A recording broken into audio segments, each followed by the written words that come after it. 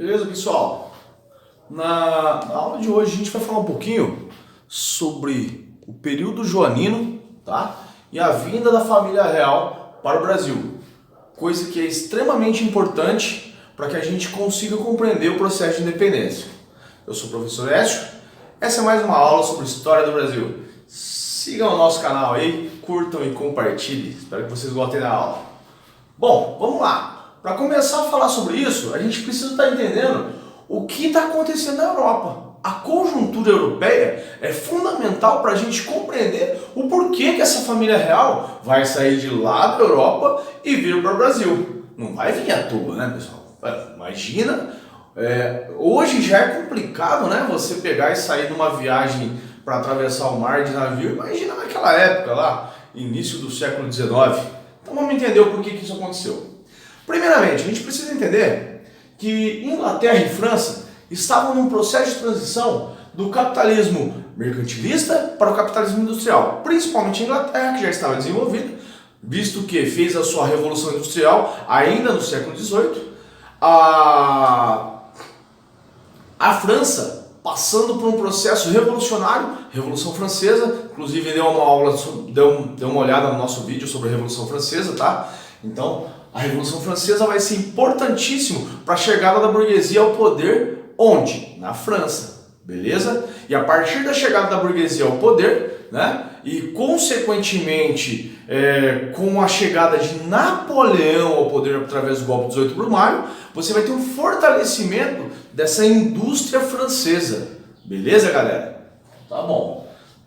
Portugal, já que a gente está falando sobre a família real portuguesa, né? Nesse momento, Portugal segue estagnada e totalmente dependente da Inglaterra. Por quê? Vamos pensar, século XVIII. Século XVIII? Pô, século do ouro no Brasil. Mas, senhor, não dava para eles terem desenvolvido o processo industrial por conta desse acúmulo de metais preciosos? Sim, mas foi isso que eles fizeram? Não. Por quê? Porque lá em 1703 ou 4, você tem o Tratado de Panos e Vinhos, lá no início do século XVIII, um tratado que vai beneficiar diretamente a Inglaterra em relação a Portugal. Aí, ao invés de Portugal fazer a Revolução Industrial, o ouro descoberto no Brasil aí, né, no século XVIII, vai financiar a Revolução Industrial onde? Isso, na Inglaterra. Por quê? Porque os portugueses pensavam assim, nós não precisamos fazer esse processo de industrialização. Nós podemos já comprar os produtos industrializados vindos da Inglaterra, visto que, por conta dessa quantidade imensa de ouro descoberto no Brasil aí no século XVIII, eles pensavam, vamos precisar disso aí, vamos comprar do lucro aí, tá?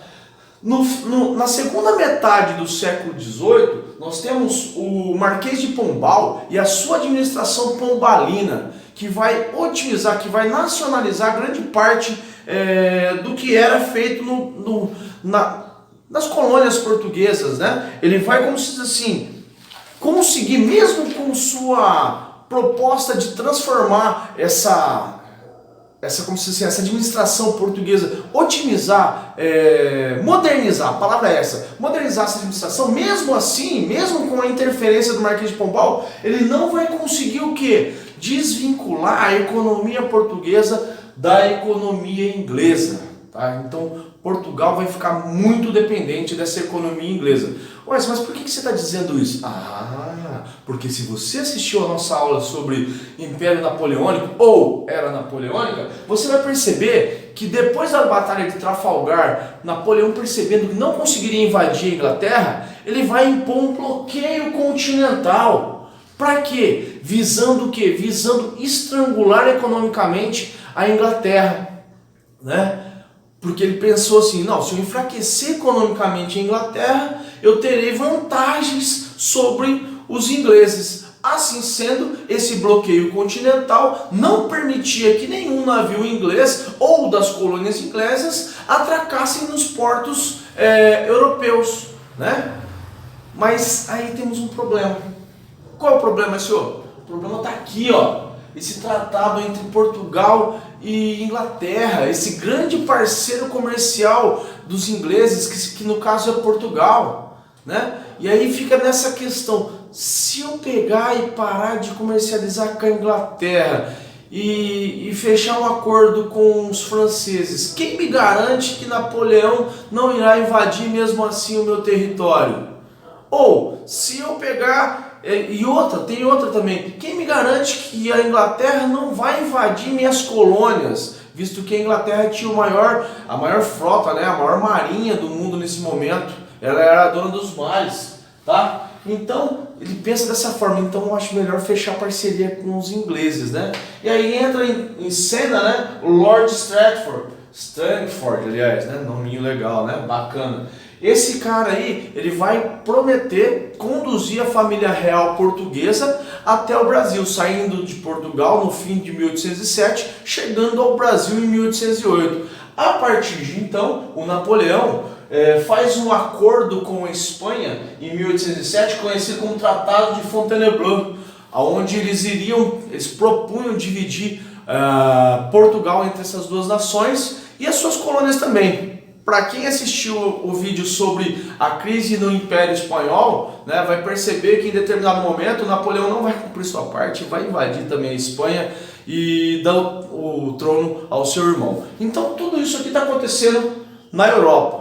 E isso vai obrigar o quê? A essa família real vir para o Brasil. Beleza, galera? Tranquilos? Bora lá. Chegando no Brasil, a administração joanina. O Dom João aí ainda é o príncipe, né? O príncipe regente, ele ainda não foi coroado rei. Então, chegando ao Brasil, primeira coisa, a colônia precisa de adequações para ser sede do Estado português. Não tem nada.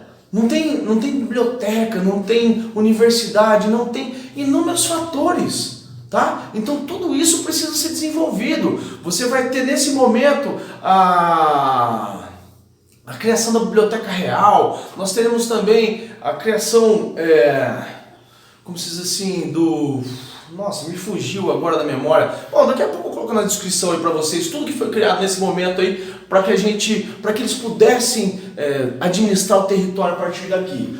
Outra coisa importantíssima aqui, a criação da Carta Régia, tá? Abertura dos portos das Nações Amigas. Essa abertura dos portos das Nações Amigas é fundamental. Por quê? Porque põe fim ao pacto colonial, visto que para os navios ingleses atracarem aqui, juntamente com a família real portuguesa, teria que ter essa abertura, né? Não teria como fazer diferente, tá? Outra coisa importante também de 1808, alvará de liberdade industrial, ou seja, o Dom João está querendo criar uma indústria aqui de manufaturados, e a gente vai perceber que logo ali na frente isso vai cair por terra. Por quê? Porque precisava, além de tudo, cobrar impostos, né? Porque como você mantém a família real aqui? Como você mantém a corte? Como você mantém o aparelho burocrático? Através da cobrança de impostos. A partir de então você precisa também, né, criar esse aparato político burocrático aqui no Brasil, que vai administrar não só o território brasileiro, bem como as colônias que faziam parte desse império, como se diz assim, português, tá? Então várias coisas aí nesse processo. Aí nós teremos os tratados de 1810, também conhecido como o tratado ou acordos, né, de Strangford. Mesmo carinha aí, mesmo camarada vai fazer alguns acordos aí com o Dom João para beneficiar os mercadores ingleses. Porque, pera aí, Dom João, te ajudei a chegar até aí e tal, e agora? E a contrapartida, onde fica? Ou você estava achando que a gente ia trazer você aqui e vai ficar por isso mesmo? Não, né, amigão? A gente precisa aí de um acordo aí para entrarmos para uma compensação, né? Então nós teremos aí o Tratado de Comércio e Navegação, cujos principais pontos são, vou pegar minha anotação aqui, ó. Estabelecimento da tarifa preferencial de 15% sobre o valor nominal para as mercadorias inglesas em qualquer parte dos domínios portugueses e 24% para os demais países. Ou seja, se chegasse mercadoria de todos os outros países no Brasil, então, exemplo, França, Holanda, chegou mercadoria aqui, 24% de taxação sobre o valor da mercadoria. E os ingleses? 15%. Ou seja, a mercadoria inglesa seria sempre mais beneficiada, teria o preço sempre mais atraente em relação às outras mercadorias. Nomeação de juízes conservadores ingleses para julgamento de súditos de Sua Majestade sob as leis inglesas. Ou seja, o cara está aqui no Brasil, tá? Que no caso vai ser a sede do Império Português, mas vai ser julgado segundo as leis da Inglaterra, que eram diferentes das leis brasileiras, por juízes ingleses, né? Terceiro ponto, estabelecimento da liberdade religiosa para os ingleses, na sua maioria fiéis às religiões reformadas, no caso protestantismo, anglicanismo, tá? Dessas duas religiões principalmente aí. Quarto ponto, declaração de Santa Catarina como Porto Franco, ou seja, ali não ia pagar imposto, então você vai criar um porto ali em Santa Catarina que teria alguns benefícios a mais, apesar de ter dificuldade aí para mandar as mercadorias para outros locais aí, tá, do Império. Tratado de aliança e amizade. E o que dizia aqui? 2 pontos principais desse tratado de aliança e amizade, ó. Compromisso do não estabelecimento dos tribunais do Santo Ofício, ou seja, a Inquisição jamais poderia julgar o súdito dos ingleses. Determinação da extinção gradual do tráfico negreiro por Brasil. Uma das coisas que esses caras mais defendiam era o fim do tráfico negreiro. Eles queriam o quê? Eles queriam a formação de novos mercados consumidores. Eles são interessados em novos mercados consumidores. Haja vista que na América Espanhola você está tendo um processo também de independência nesse momento, né? Vários focos de tentativa de independência. E também serão, né, no caso, repúblicas, onde será abolido em sua maioria o processo da escravidão. Beleza, gente? Então, o que acontece? Com a assinatura desses tratados de 1810, você coloca fim ao quê? Fim a esse alvará de liberdade industrial. Por quê? Porque se eu estou comprando produtos manufaturados ingleses a preços baixíssimos, como eu vou incentivar o surgimento de uma indústria aqui no Brasil? Impossível, galera. Impossível.